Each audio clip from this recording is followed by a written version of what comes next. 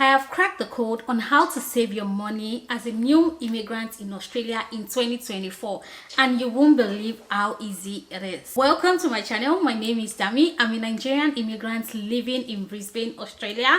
I've been living here since 2019 and it's been an amazing ride, and I'm going to be sharing some of the tips that have helped me and how I save my money. With that said, let's get right into today's video. There are different ways you can invest your money, but I need to also say this as a form of transparency that I have not tried all of this method I'm going to be sharing with you. First of all, let's talk about the challenge that people face with their finances. So a lot of new immigrants face challenges with their finances, and most times this is caused by the high cost of living. If you don't manage your finances well, there are a lot of things that can take your money here. Also, there is rent. Rent is quite expensive in Australia.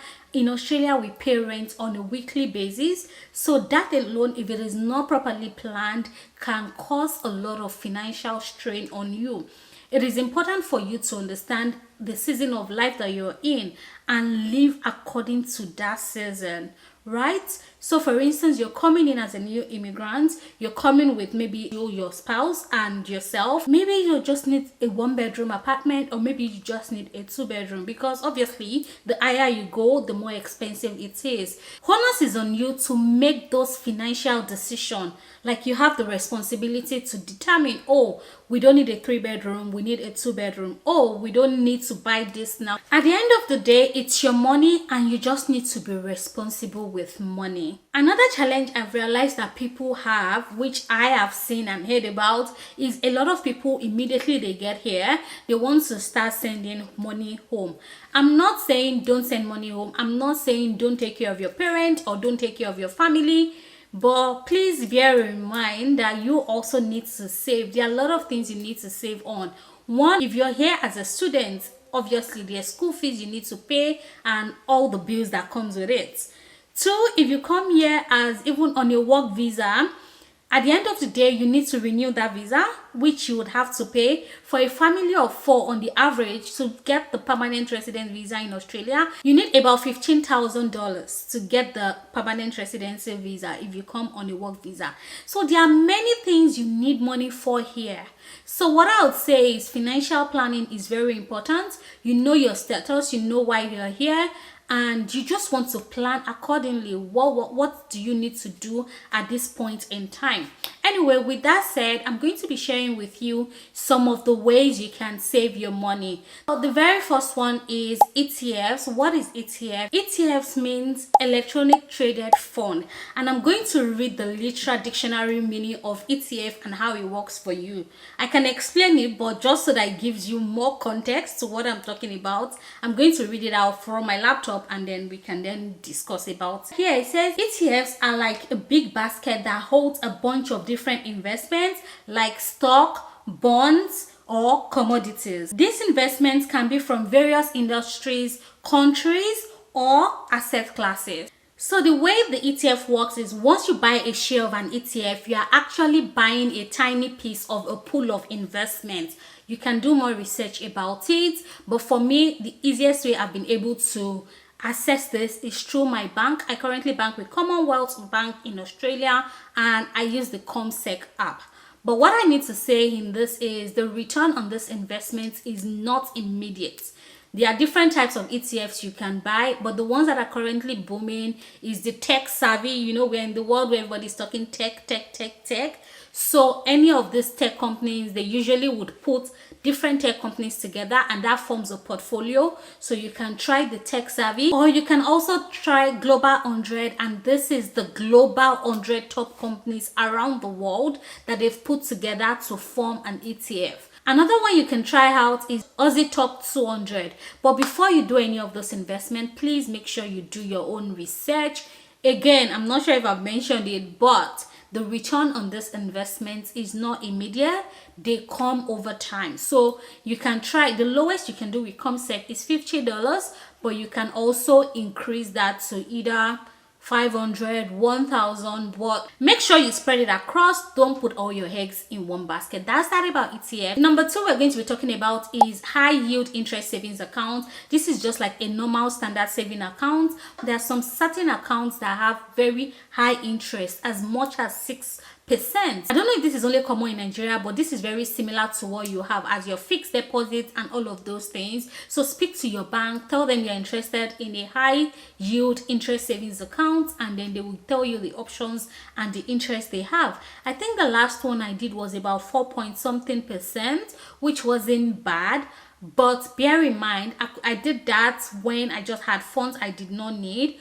But now, because we have a mortgage and we operate an offset account, would rather put our money in the offset account, because imagine if I have a high yield interest savings account and they're paying me 4% or even 5%, whereas my mortgage in itself is 6%. And the way the offset account works is, if you have any money in your offset accounts that you can have access to in the future, they will charge you no interest on that money.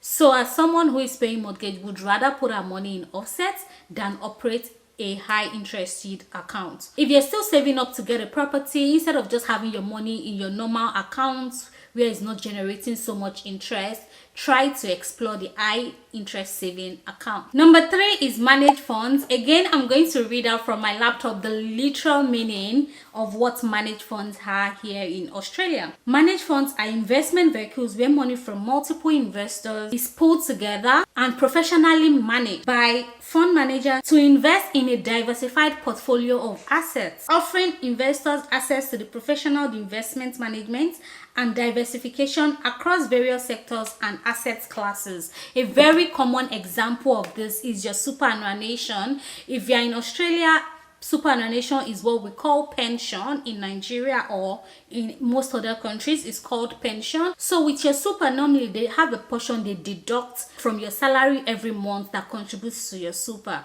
But remember, you're just at the moment paying the minimum contribution. You can also increase what contribution goes to your super.